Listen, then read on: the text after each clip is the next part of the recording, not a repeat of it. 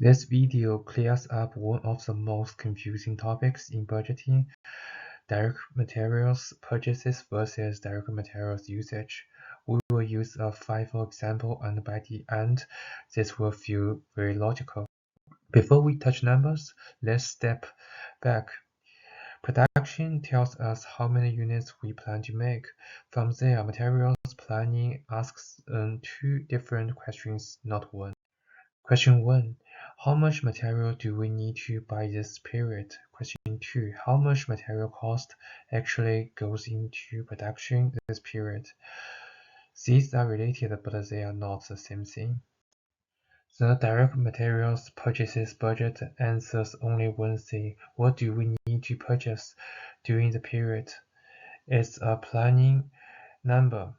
It helps with inventory planning and cash planning. This is a flow, not a balance. In the Parker example, total planned material purchases are $189,780. This number tells management how much material we plan to buy, nothing more.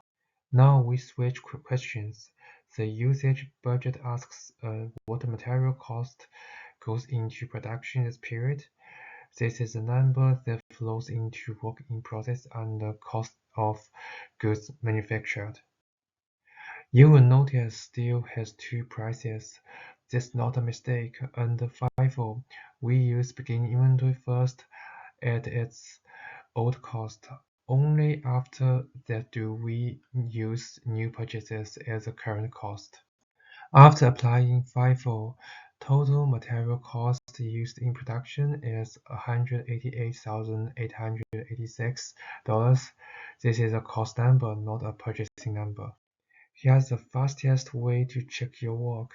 Beginning raw materials plus purchases minus ending raw materials equals usage. If this doesn't balance, something is wrong. Purchases affect inventory and cash or payables.